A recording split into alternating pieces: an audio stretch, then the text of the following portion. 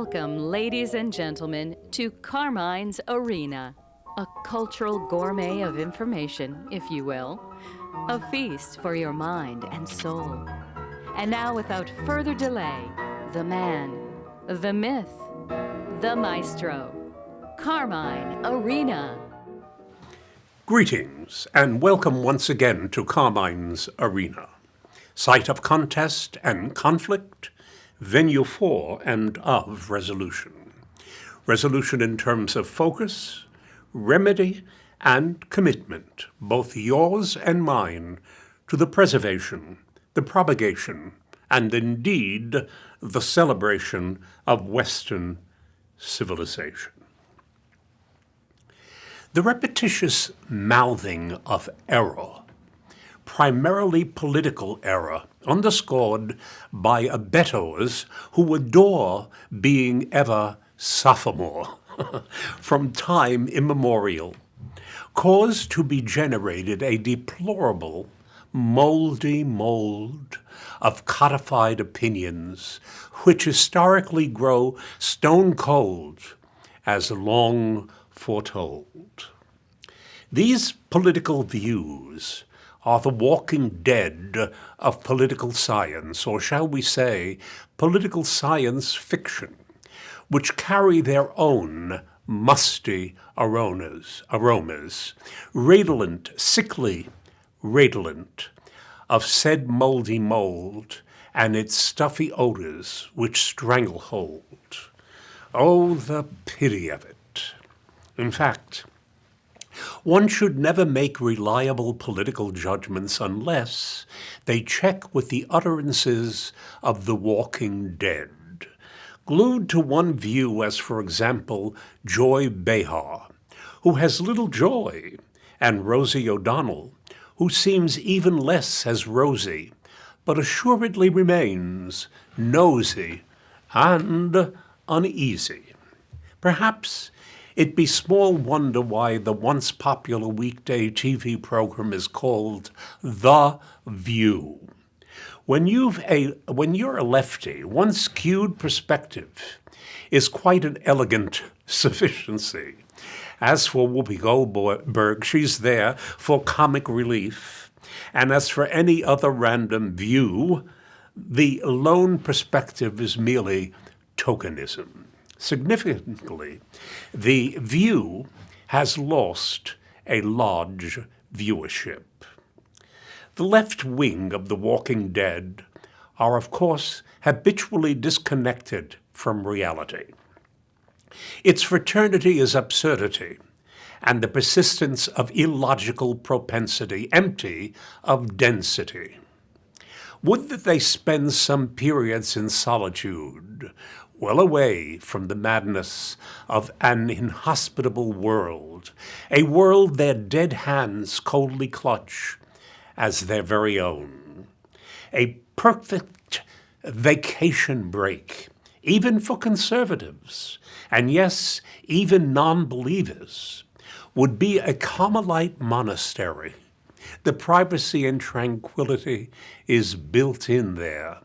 After a bit, you begin to see the world as the madhouse it's become. The world's sanity no longer fixed by unpopular realities, nor reality its very self.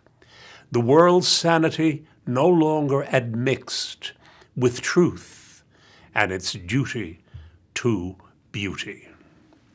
Those among the walking dead are occasionally resurrected thanks to divine intervention. One such is David Horowitz. His book to read is The Black Book of the American Left. Its author spent the first part of his life in the world of the communist, progressive left, a politics inherited from his mother and father, and later in the New Left as one of its principal founders. When the wreckage he and his comrades had created became clear to him in the mid-1970s, he left the movement. Thereafter, 3 decades of second thoughts then made him this movement's principal intellectual antagonist. Far better or worse, as Horowitz writes, I've been condemned to spend the rest of my days attempting to understand how the left pursues the agendas from which I have separated myself and why. When David Horowitz began his odyssey, he left. The left, I should say, had already escaped the political ghetto to which his parents' generation and his own had been confined. Today, it has become the dominant force in America's academic and media cultures, electing our ex-president and achieving a position from which it can misshape America's future.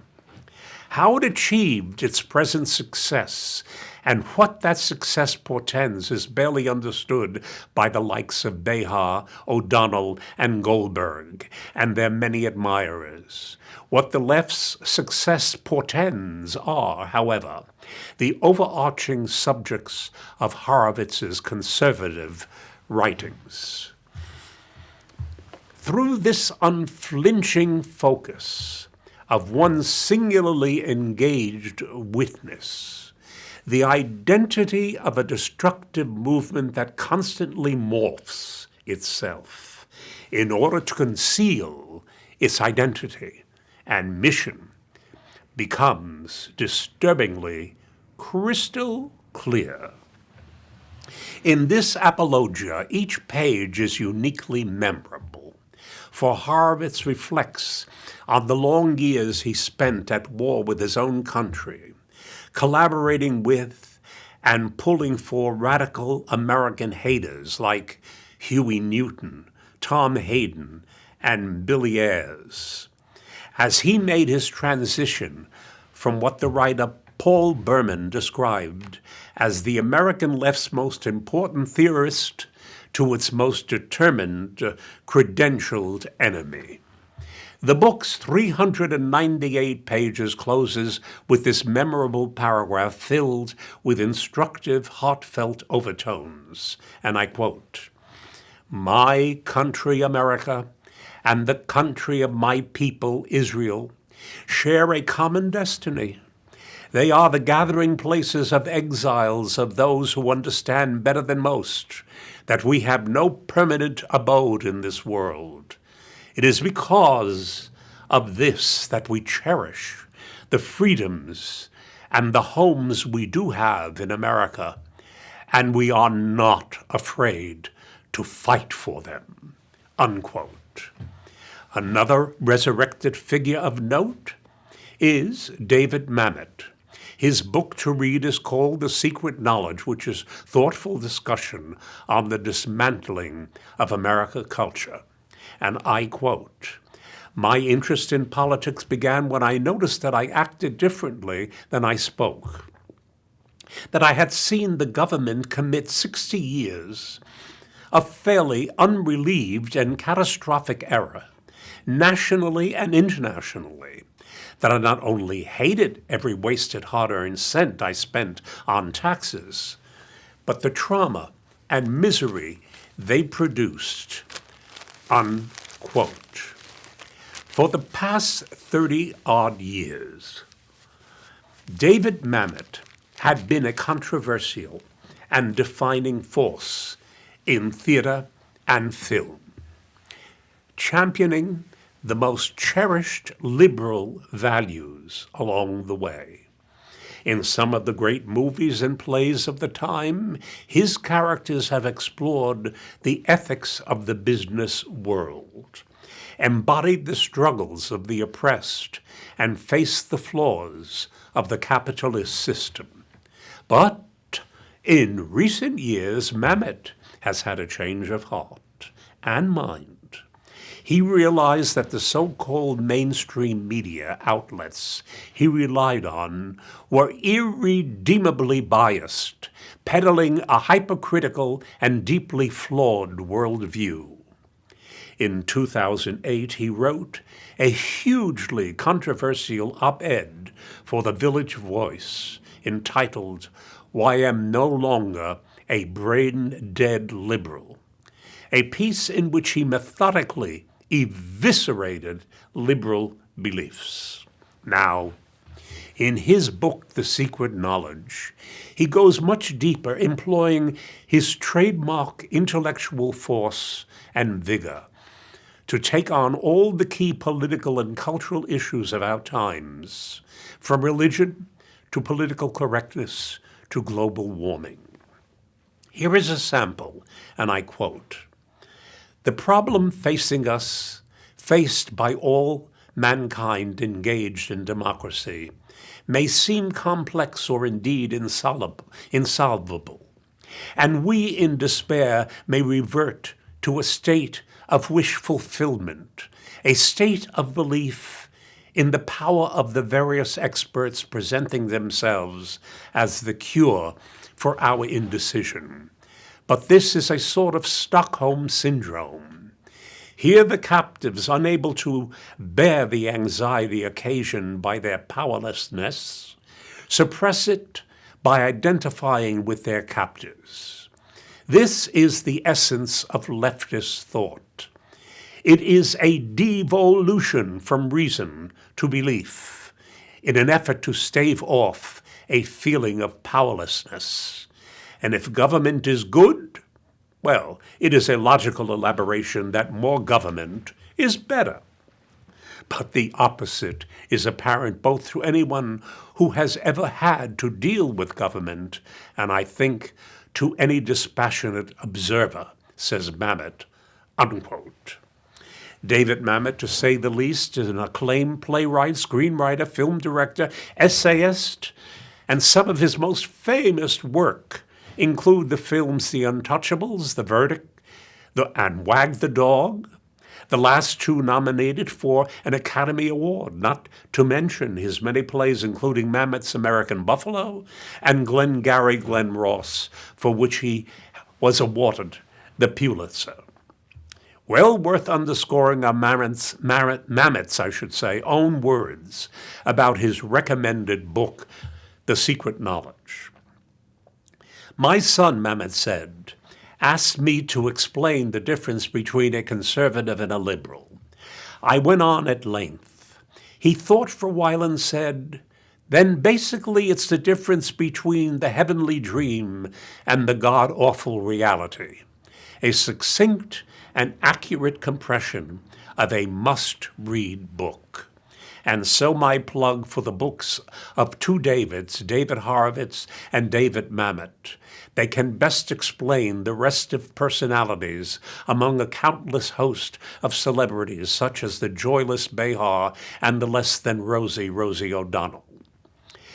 Those irrevocably spoiled and coddled celebrities for whom reality threatens the fiction they inhabit, along with the press, that fourth estate which robs us of alternate opinions and has become the fourth mandate, quadrupled by the pledge to desecrate, expurgate, insulate, and obfuscate.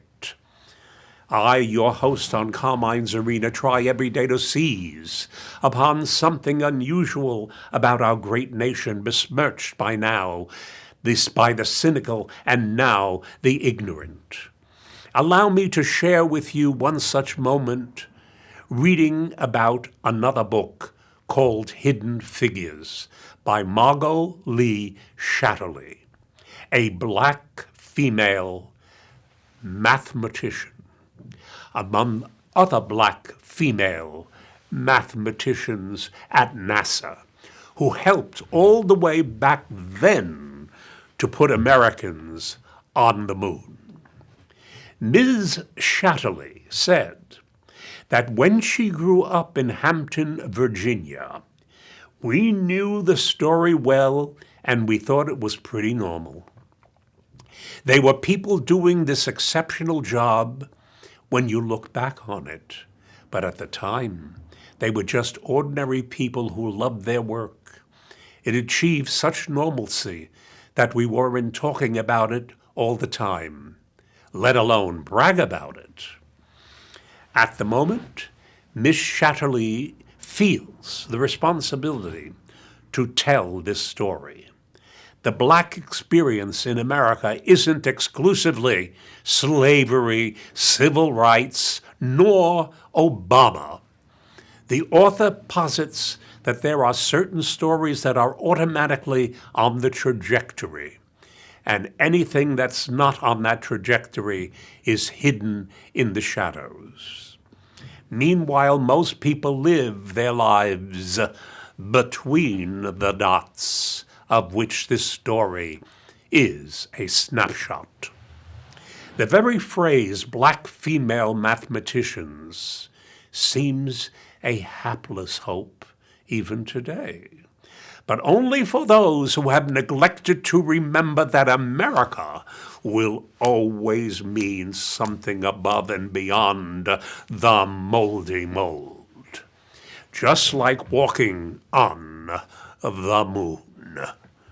There's more to the black and white experience, more than bigotry and lament. God bless all who remind us of our genuine ethos. Yes, America, to repeat, will always and forever mean something above and beyond. It is an innateness. It's in our cultural DNA, ever nourished by our forefathers' genius for temperate governance. The American dream stands alone, a beacon outshining all other images. Let us seize a case in point, exemplified by Zuhdi Yassa, an American doctor specializing in internal medicine and nuclear cardiology, who is committed to this self-proclaimed role as a moderate Muslim spokesman, standing mindfully and soulfully firm against radical Islam. He is the founder and president of the American Islamic Forum for Democracy. Dr. Yassa, a devout Muslim, has written a must-read book entitled A Battle for the Soul of Islam, an American patriot's fight to save his faith, save it from mindlessly blind jihadists who are responsible for thousands of deaths and the destruction of civilization's shrines. Dr. Yassa writes, "There is no denying the barbarity of ISIS, the danger it poses, or the urgency of the threat. The group has beheaded dissidents, targeted civilians, raped women and children, enslaved towns, issued hit lists, and recruited children from the United States to carry out its murderous agenda. I don't doubt for a second the conclusion that the group wishes to carry out mass murder on an even greater scale." Unquote. No, there is no doubt in my mind that these infidel hunters would be not only happy but ecstatic to return to the cultural dynamic of the Middle Ages. People of Dr. Yassa's persuasion, who should be researched by most, especially Islam's apologists, are brilliantly vocal and must be heeded. Not least, Walid Fares. This gentleman serves as Middle East and terrorism expert on cable news.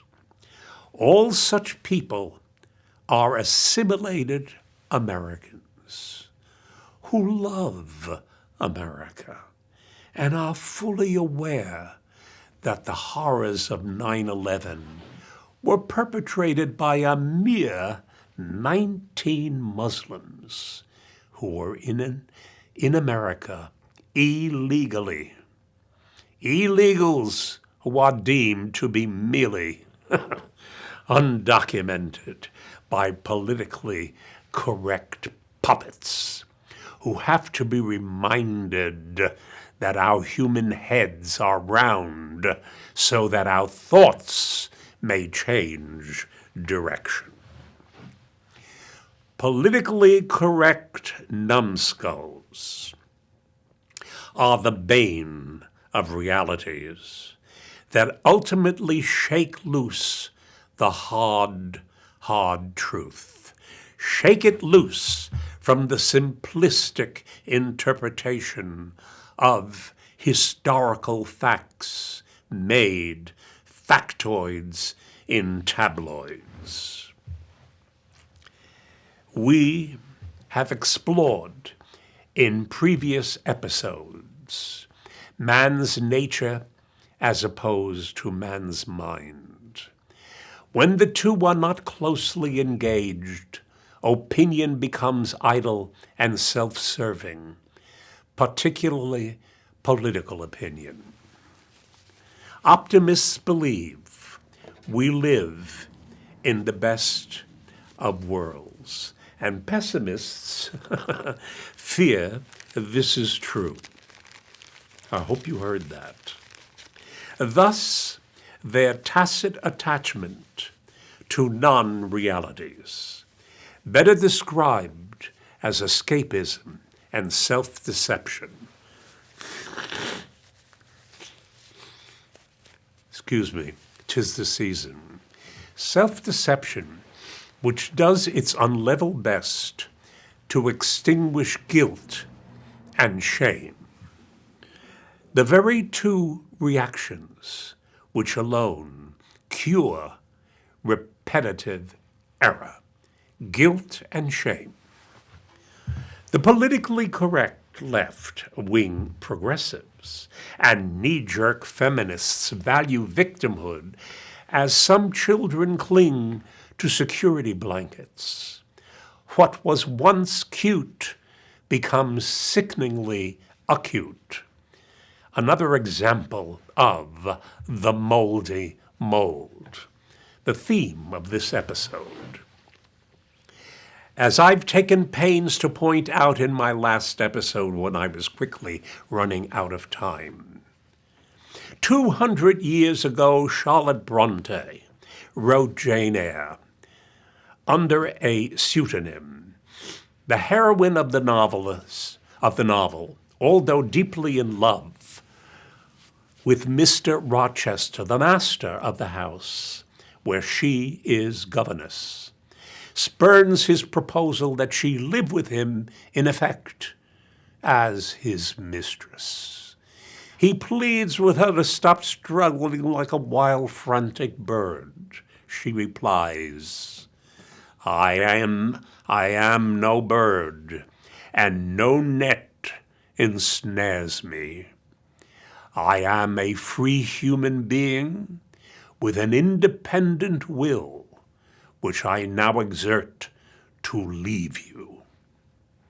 The sizzler was and should be the response of all those who claim of being sexually assaulted at college or in the military. Biology will out when the will continues biological. For a determined mind, on the other hand, alone is the keystone to tame raging hormones. Those hormones, the cornerstone of brimstone. Imagine, my dear listeners, 200 years ago, Charlotte Bronte, who died at the ripe old age of 38, had the genius to point the way towards individuated courage and its victory over victimhood coaxed in place by cowardice and malice. Yes, the genius of the Bronte sisters, Charlotte, Emily, and Anne, turned the humble parsonage they inhabited into a paradise of fun and creativity. This humble dwelling did not marginalize them. The entire picture reminds one how political correctness has in our day caused much that is distasteful in groupthink traps and snares, and much that is fraudulent in taking on academic airs.